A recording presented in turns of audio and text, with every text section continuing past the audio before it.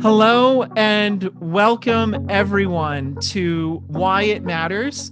This is our very first recording for 2021. We are kicking off this year, I think, with some of the most exciting and interesting folks that we've ever had the opportunity to interview. And we're doing so today with Laura Tovar.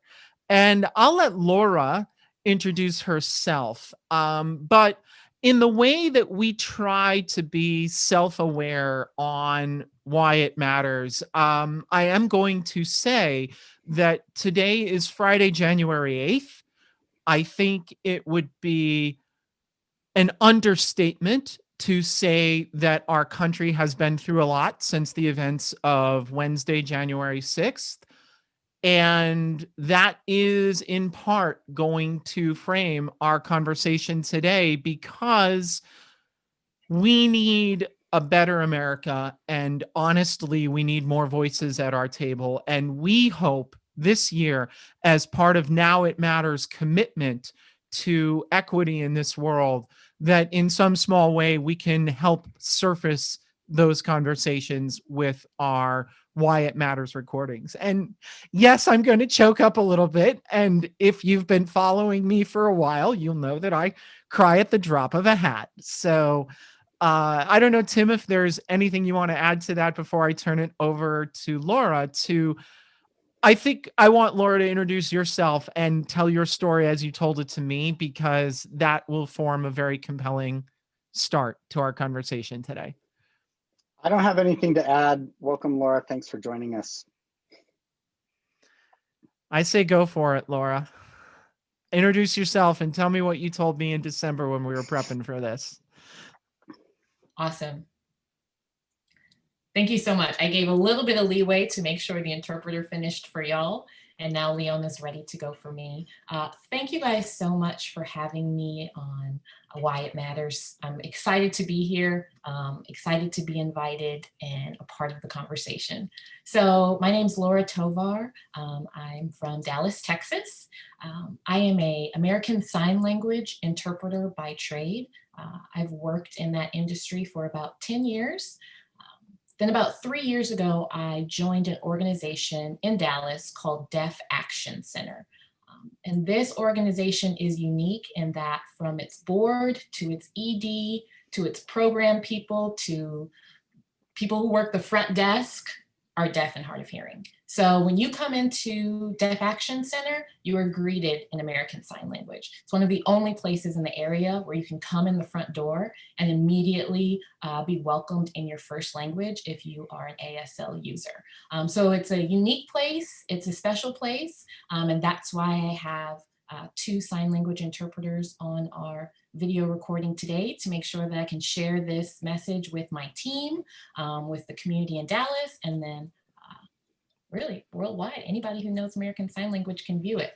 So excited to be here. I became a sign language interpreter basically because I've been around deaf people my whole life, and I knew I wanted to serve, but I didn't know in what category I could.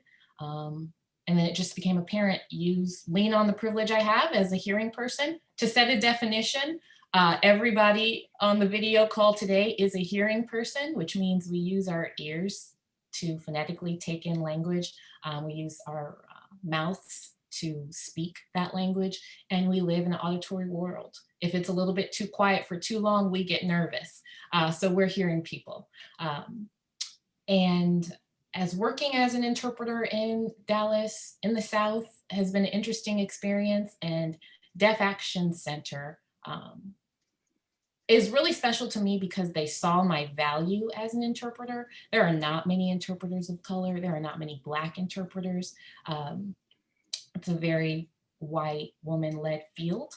So for them to take notice of me and see that I had potential and to pull me in, grow my potential, and now I'm incredibly useful to the organization. I think I can brag and say that. Currently working as a development director, so in charge of fundraising at DAC. it's been a great journey, and I'm so excited to serve the deaf and hard of hearing community and be a part. So that's a little bit about me. And how did you go through that switch from being an interpreter to development director? So I say development or fundraising let me love people again. Because being a sign language interpreter and seeing firsthand the autism, the oppression that deaf people have to go through, the communication barriers, and to just be the facilitator for language. He said that, and you said this. This is what it means. And not really having any more ability to affect the situation because people have autonomy, and I'm just here to make sure messages are conveyed, to being in development and loving people again, seeing people that want to change the status quo, and then giving us funds to indeed do that. It's been a joy for me to be able to switch from everybody's terrible and everything's scary and bad to, okay, we can do something here. And I can help find the funds and get the funds to make things happen. So I've enjoyed that. Thank you. Sorry, did you say the word autism? I did. Autism. So given a moment for the interpreters. So that is, it's basically oppression against deaf people. It's about, it basically is all about the ear and sound. And if you don't hear, if you don't use your voice to speak, you are lesser than, you are not as deserving. And autism is a part of society. You know, it starts from birth when hearing parents are told that their deaf baby failed the hearing test. The baby's a day old. How can they fail anything? You know, how can we even reframe that narrative from the beginning? Yeah. So it starts there, and then it goes on throughout the life of a deaf person in deaf culture. So autism is something Deaf Action Center actively works against, and something as a hearing person, I have to actively fight against. And that's AUD.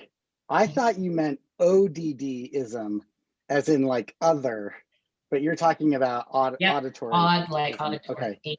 AUD. Right. Okay. Interesting. Hadn't heard that word before.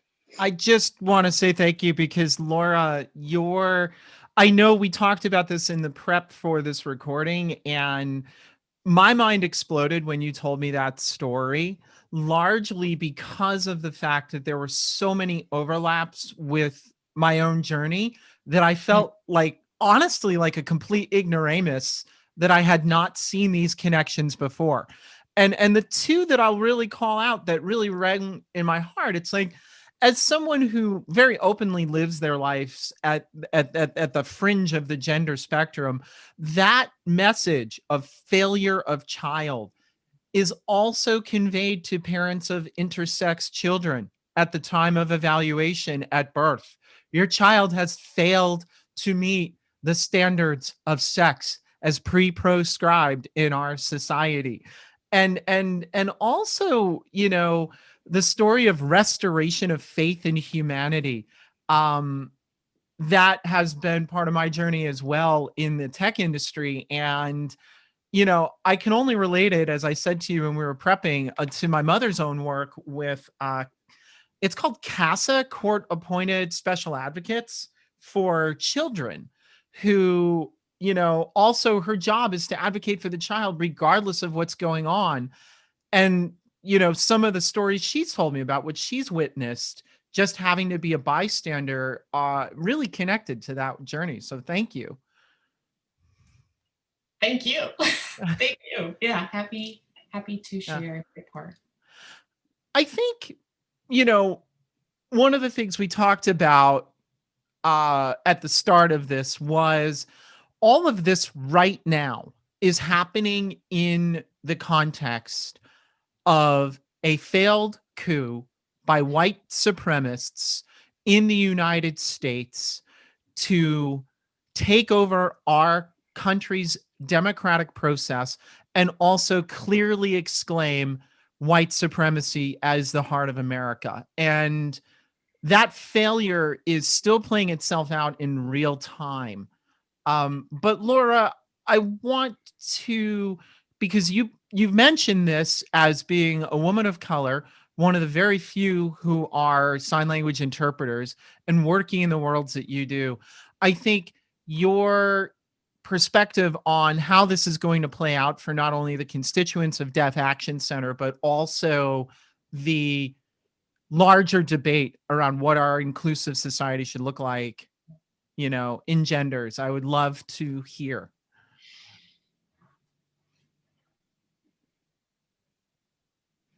Well, heavy, deep, lots of stuff. When I just experiencing this week, one thing that really stood out to me was watching, I'm a Twitter head, watching videos, clips, people that were there, people who have commentary, and I'm taking in all this information. And it immediately makes me think of my colleagues and those who are deaf and use sign language. And there's no captions on these videos. There's no interpretation of these videos. And then how they are processing this information. And then how we come together as a group to talk about what's going on. And me talking about what I've heard and relaying that. And so when it comes to the deaf community, just like the community at large, there's all different types of beliefs and perspectives. As a sign language interpreter, my role is to be neutral, right? I'm just there to say what was said. Sometimes I culturally mediate that, which means I add things or delete things to make it clear for the other culture to understand. And I'm sorry, I use my hands, I try to put them down. But I immediately turned to Facebook. When we go back to the beginning of COVID, when we go back to May, June with Black Lives Matter protests and social media and the internet being so critical to show what was going on, a call was made for sign language interpreters to step up and step out and to not only go to rallies and interpret pro bono, but to take time in their day to just interpret what was being said in the media. A video goes viral. How do deaf people have access to it? An interpreter has to be willing, take time out of their day, their resources, and interpret it. And they should.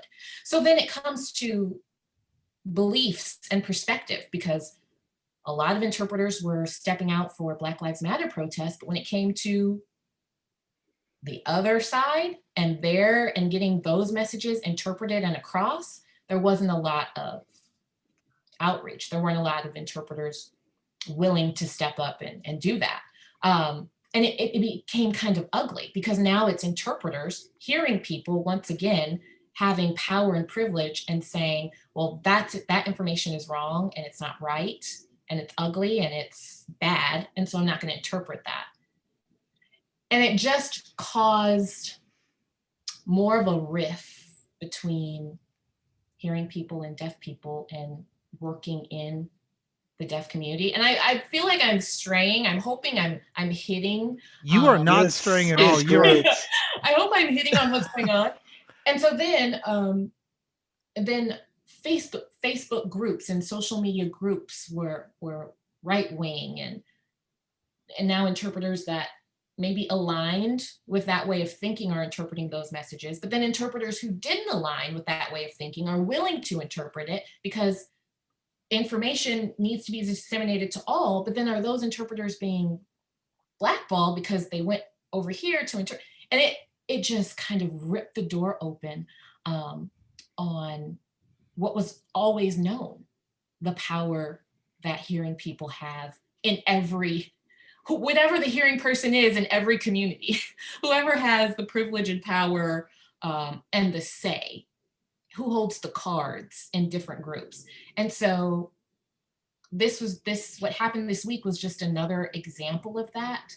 and how that information, how what's happening is going to be disseminated to the deaf community and what it's going to do within the deaf community. So that's kind of. Does that mean that part of what happens for you personally when you see the events that happened this week is that there's already multiple layers to what happens with that? And then there's another added layer, which is like, it is actually important to get messaging out that is accurate to the words being said, whether the interpreter agrees or does not agree with that. And the foreshadowing that you know about that not going to happen in a way that is helpful, does that just add another layer to all of the other emotions happening for you? What's that layer like? It's an added boulder of stress. You know, it makes me think back to 2016, where there were lots of calls to interpret Trump rallies, Republican rallies. And when I would get the message to the call to interpret, the ask to interpret, and I would think, this is dangerous for me. If I were to go and be the Black interpreter standing next to this person making those proclamations, how does that, like, is that even a safe building for me to walk into? What does that do to my reputation? How does that, layers. And then I message back the person who asked me to go, and they're like, oh, sorry, yeah, I wasn't thinking, I'll move on to the next person. It's just, they're just in the game of trying to fill the assignment. And I'm thinking about, whoa, this is like scary and real. Or it could be nothing and I'm making too much of a big deal out of it. There's just lots to think about. Yeah, I think the extra, I'm glad you used the word boulder instead of layer. Like I caught the word choice on that because it's easy, and you'll notice this with me as a white guy all the time.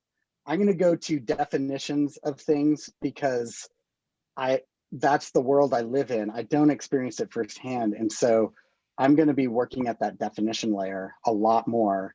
And I mean, maybe you won't notice. I notice it in myself because I don't personally relate because I'm not a person of color. I'm like in the center of the power structure, white guy, cis male, hearing, didn't even know that I had that one, and another piece of privilege there.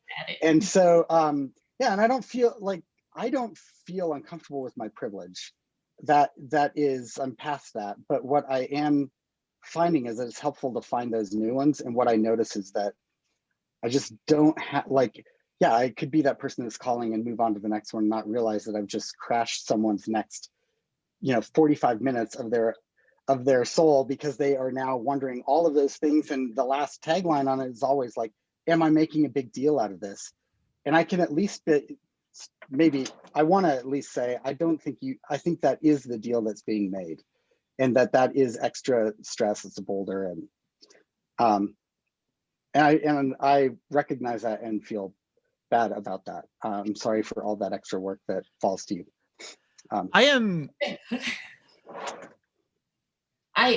No, Tracy, go ahead. Oh, I was just gonna say, I am replaying the hours of footage of videos from Charlottesville, and I'm also replaying the hours of footage of video from this past Wednesday in my head with no sound.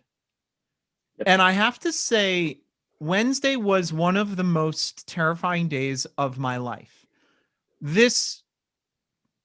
I'm a poli-sci researcher by trade. And I tell people all the time now, I don't think folks realize how close to the brink our country really came on Wednesday. And I don't know if, without understanding the audio behind that and only seeing the images, if I would be even more afraid or not appropriately afraid enough. I have never had to think about that in my life. And I just want to say thank you.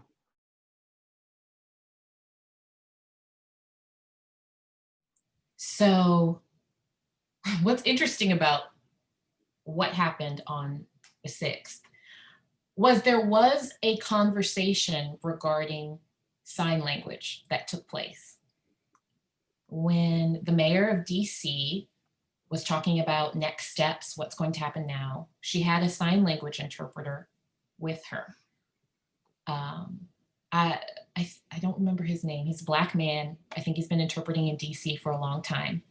And when I first saw it on Twitter, it had 18,000 likes. By the end of the day, 80,000 likes. And so I started looking through the retweets and what people were saying.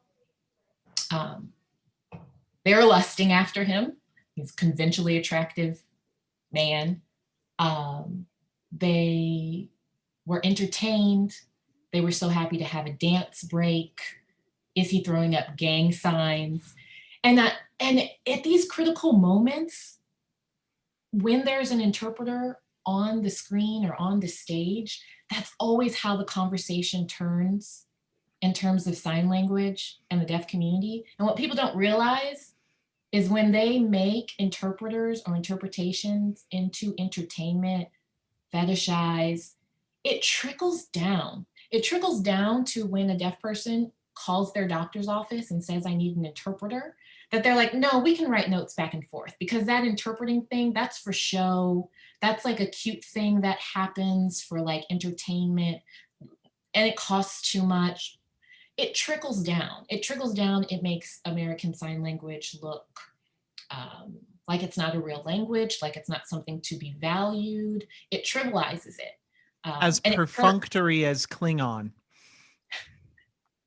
It hurts the deaf community. Yeah. I think that's a great example. And it's just something to be made fun of and teased. And I was like, this could have been a great moment to talk about making information accessible, making what's happening right now accessible. And instead, it just becomes fun and games. And it's so serious. It's so serious.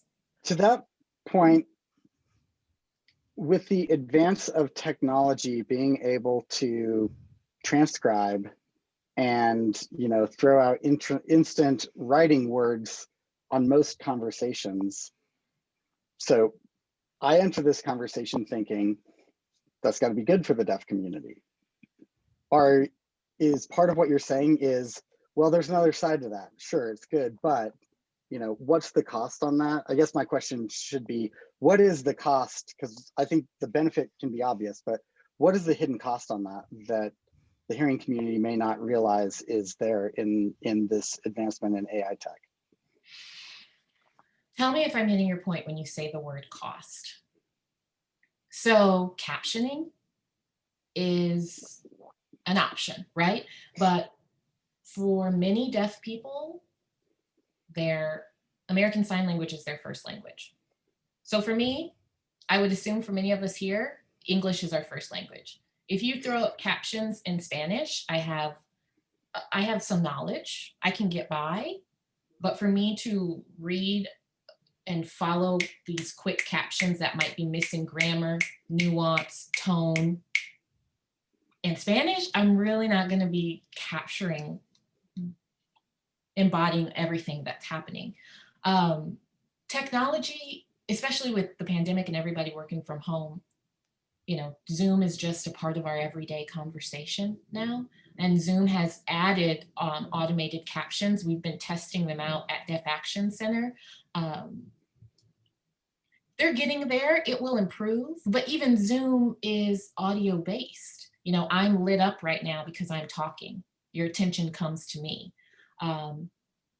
Zoom, it's autofocus. Is it going to be on my hands that are moving right now? Is it going to be on my face? It doesn't know where to capture or where to lean in for when we have a staff of 15 deaf people who are all signing, or if our ED goes to a meeting and she has to pin the interpreter. So she's only looking at the interpreter so she can really see all the signs, all the gestures. Now, everybody else in the room, she's only pinned this one person. So she's missing the fun stuff, the pet bombs and the kid that runs in with a diaper, or someone's facial expression to something that was just said that lets her know, okay, Kim is not happy with that thing. And if I give her that thing, I need to adjust it. Because she's missing all that nuance because she has to pin the one interpreter. So as great as technology is, when deaf people aren't involved in the conversation of creating and being a part, then there'll always be gaps. Does that make sense? You know what I mean? Yeah, it does. Yeah. And you're hitting what I'm asking about cost. Great. And honestly, while you were talking, two things happened. One, my dog pet bombed the recording. She just climbed up on her chair, which is behind my screen. And two, I was thinking a lot about how that question that Tim asks gets broadened, because as a development director, you are dealing with major platform technologies, Salesforce, Microsoft Dynamics, Word, Excel, PowerPoint, Google Sheets, whatever. What does the tech world need to know about that point regarding making accessible technology for your role in these huge giant platforms available?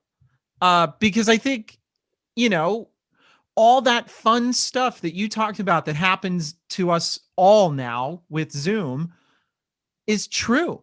And if you cannot focus your attention on body language, if you cannot focus your attention on all that fun stuff, you're missing out.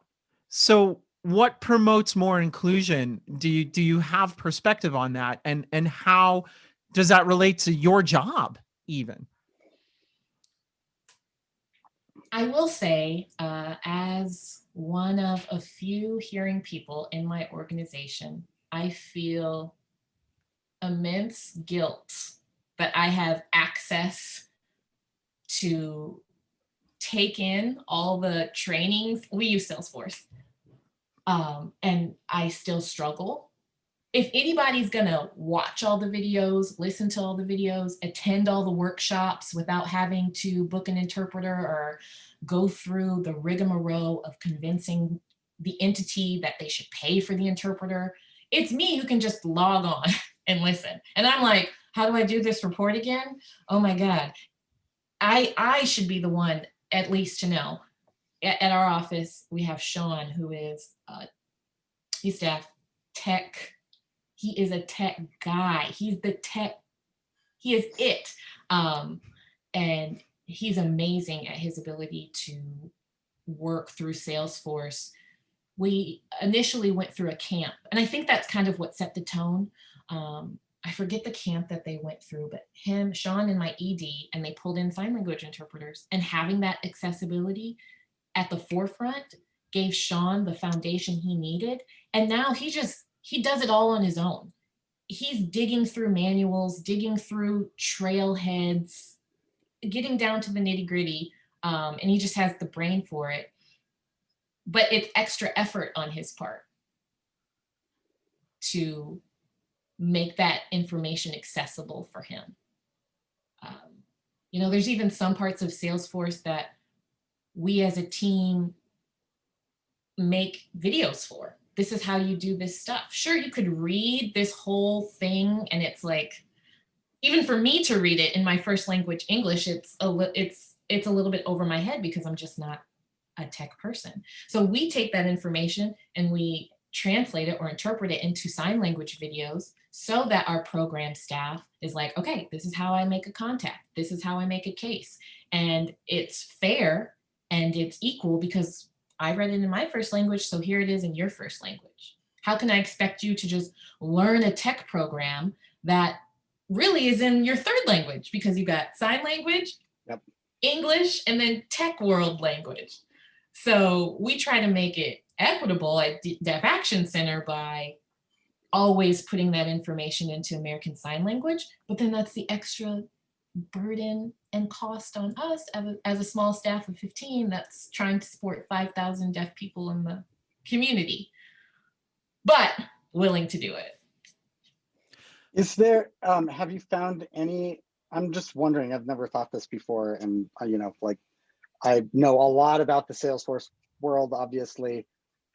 I don't think in 11 years of doing this, I've ever asked the question, what accessibility functions exist in Salesforce around around being deaf? Are there any? I mean, nobody's given us a PDF outlining those, but it's, I don't know. Well, I think one of the questions I'm asking, and sorry, I will slow down. One of the questions I'm asking is what's even possible? Like what would a world where a visual first language exists? So there's language translation for help text, and what would you know, Tracy, what am I trying to get at here? Is that like you're asking, like I'm stuck in the Yep. the workshop part of this, but is there an accessibility language that's help text that is sign language? Like, so I think that's the question. You're asking, in my opinion, Tim, you're asking this huge context of, you know, if you look at something like generative leadership, right? It's about removing blindness. I would hope, and because I know to be true, that there's a lot of listeners of these recordings from both Salesforce and Microsoft, that this is perking up some ears by making this blindness less blind to this need. So that's part of what you're picking at, Tim. I personally know enough about the sign language world itself to know that American Sign Language is one of, Right.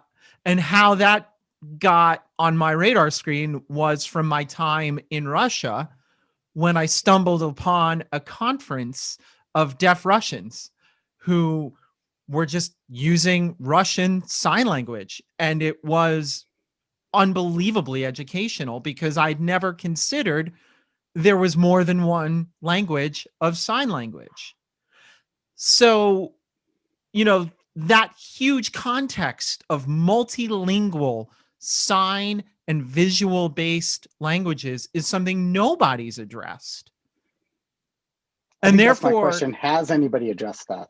I Like don't think maybe so. Laura knows of a Yeah. platform that has. I don't. Yeah. Okay. But there might be. I don't.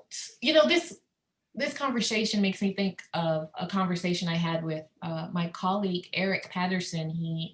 He's a deaf interpreter. He heads our interpreting department, and this was a couple years ago. And he said, "I'm watching the trends. I'm seeing the Alexas. I'm seeing this shift. We had everything. You know, once texting."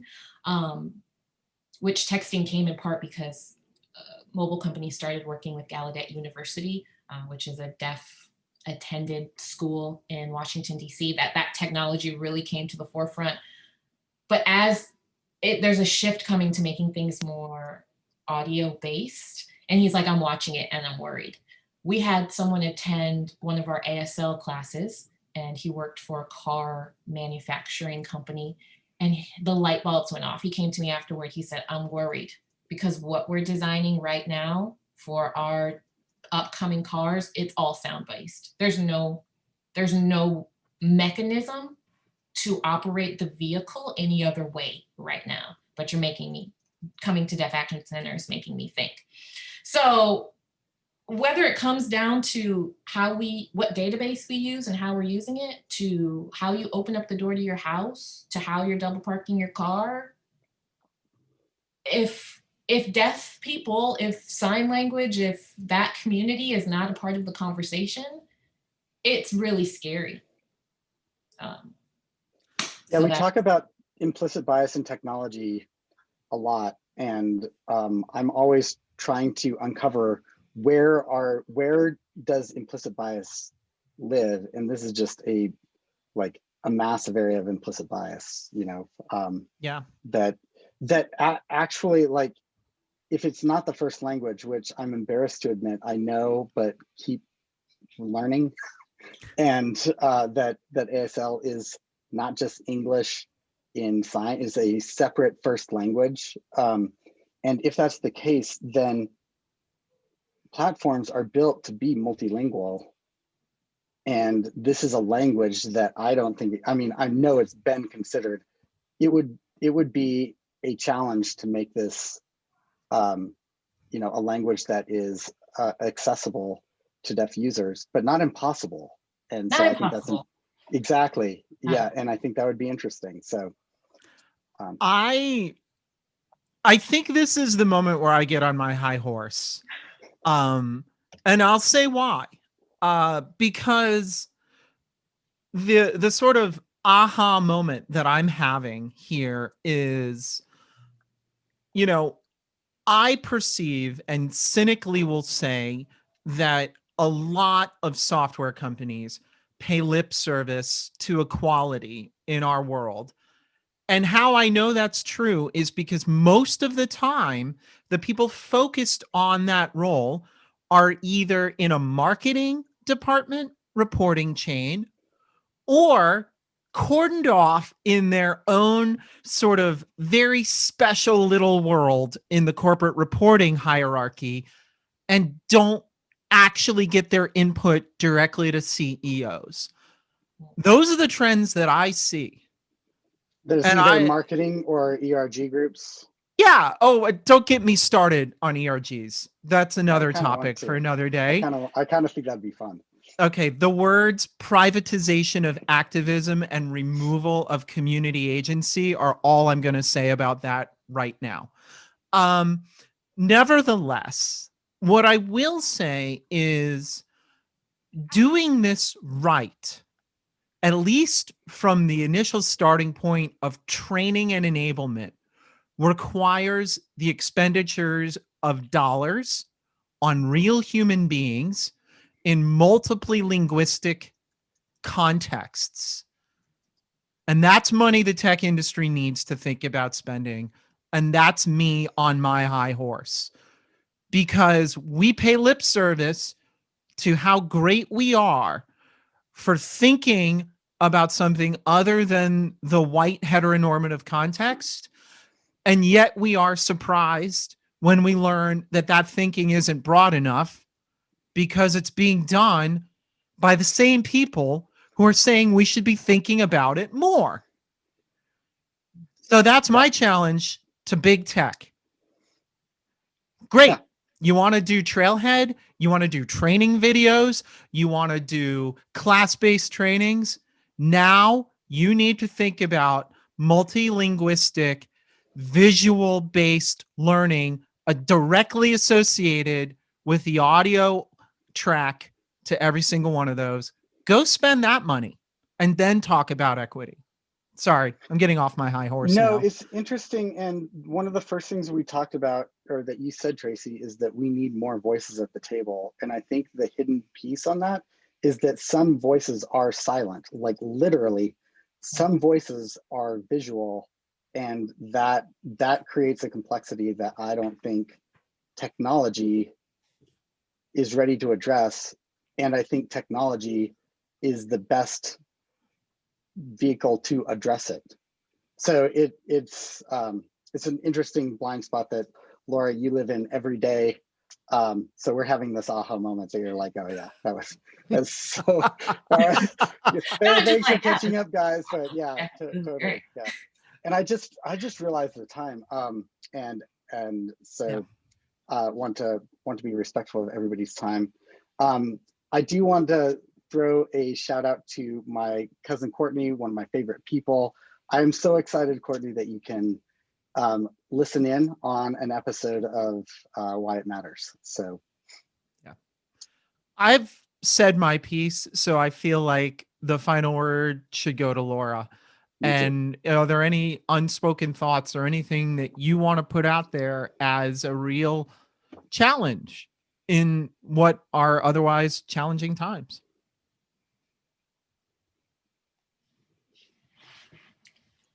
Oh man, let me posture myself. The wrap up. Um, First, thank you guys so much, and thanks to Jordan and Leona for being on the call and willing and able to interpret this discussion today. I think major takeaways are American Sign Language is a real language. The deaf community and culture is complex. Uh, the deaf community uh, has paid into society. They are a part, um, and the deaf community knows exactly what they need, and they know exactly what they want, and they know how to make things happen. So listen, listen beyond your ears, and things can be fixed. Thank you, Laura. And Yeah, Happy thank New you. Year to our listeners. Hopefully, this sets the tone for more recordings to come. And thank you. Thanks.